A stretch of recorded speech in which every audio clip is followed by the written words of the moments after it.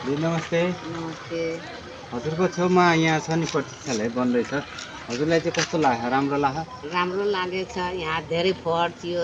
झन् यस्तो हुन्छ त राम्रो हुन्छ, सफा सुग्घर हुन्छ, केटाहरू बस्छ, कहीँको मान्छेहरू बिसाउँछ, राम्रो हुन्छ, सबै खुसी हुन्छ, सबै हुन्छ।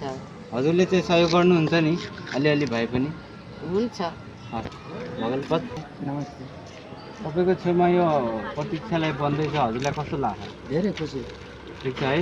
सहयोग गर्नुहुन्छ? सहयोग हस् त।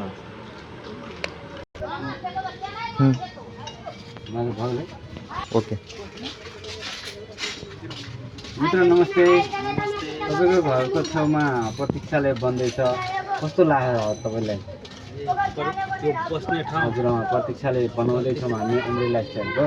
त्यो चाहिँ हजुरलाई कस्तो लाग्छ? बनाउनु पर्ने थियो कि थिएन? बनाउनु पर्ने थियो। गाउँ समाजको लागि राम्रै हो। एउटा सानो चोक हो। घाम गर्मी भयो भने त्यहाँ दुईजनालाई बस्ने पनि ठाउँ हुन्छ। राम्रै कुरा हो गाउँ समाजको लागि। हस् त, हजुरले पनि अलिअलि केही चाहिँ सहयोग गर्नुपर्छ है भित्र। यही भाइ हो, अघि चाहिँ हामीलाई चाहिँ यो ढुङ्गा ओसार्नेमा धेरै हेल्प गर्नुभयो होइन। उहाँ चाहिँ अटो रिक्सा चलाउनुहुन्छ। अब अटो रिक्सा चलाएर पनि हामीलाई सहयोग गर्नुभएको छ। 300 रुपियाँ भाइको ज्याला भयो, तर अरू बेला पनि भाइले चाहिँ सहयोग गर्नुहुन्छ हामीलाई। त्यसको यो पैसा भयो है, यो 300 रुपियाँ भयो अटो रिक्साको। 300 है, 300 हो।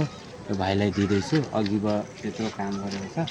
ल भाइ है, फेरि पनि आउनुपर्छ है भाइ। हुन्छ दाइ, म आउँछु फेरि अलि हेल्प गर्दाखेरि गरिदिन्छु। ल थ्याङ्क यू। ल